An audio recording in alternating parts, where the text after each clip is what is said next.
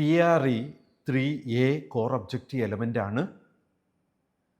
The patient and or family members are explained about the proposed care, including the risk-benefit alternatives and expected result, possible complications.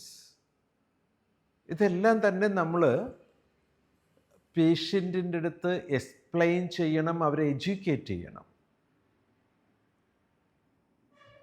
അത് treating ഡോക്ടറോ member of the treating team ഡോക്ടറോ ആയിരിക്കണം. ആരാണോ attend ചെയ്യുന്ന doctor കാലാകാലങ്ങളിൽ വ്യത്യസ്ത സമയങ്ങളിൽ പേഷ്യൻ്റിനുണ്ടാകുന്ന പ്രോഗ്രസ്, കോംപ്ലിക്കേഷൻസ്, എക്സ്പെക്റ്റഡ് ഔട്ട്കമ്മിലുണ്ടാകുന്ന ചേഞ്ചസ് അത് കൃത്യമായും എക്സ്പ്ലെയിൻ ചെയ്തിരിക്കണം.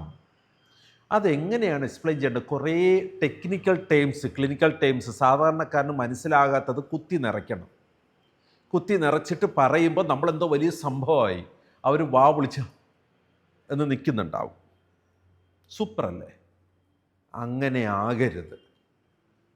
സാധാരണക്കാരന്, ആ ആളിന്, ആ പേഷ്യൻറ്റിന്, അവരുടെ ബന്ധുക്കൾക്ക് മനസ്സിലാകുന്ന ലാംഗ്വേജിൽ, അത് ഇംഗ്ലീഷ്, ഹിന്ദി, മലയാളം അല്ല കേട്ടോ, മനുഷ്യന് മനസ്സിലാകുന്ന ലാംഗ്വേജ് എന്ന് പറയുക, അതാണ് കുറച്ചുകൂടെ ബെറ്റർ.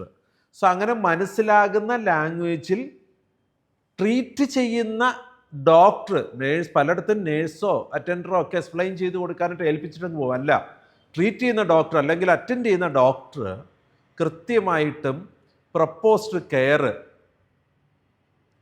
ഏതെങ്കിലുമൊക്കെ റെഫറൽ ചെയ്യുന്നുണ്ടെങ്കിൽ, അത് ഇൻറ്റേർണലോ എക്സ്റ്റേണലോ ആണെങ്കിൽ എന്തുകൊണ്ടാണ് എന്നുള്ളത്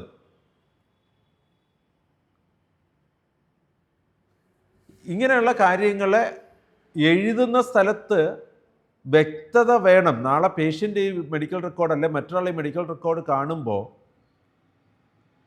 എന്തായിരുന്നു നമ്മുടെ എക്സ്പെക്റ്റഡ് ഔട്ട്കം അല്ലെ പോസിബിൾ കോംപ്ലിക്കേഷൻസ് എന്ന് നമ്മൾ എന്ത് എക്സ്പെക്റ്റ് ചെയ്തിരുന്നു എന്നതിന് കൃത്യമായ ധാരണ ഉണ്ടാവണം.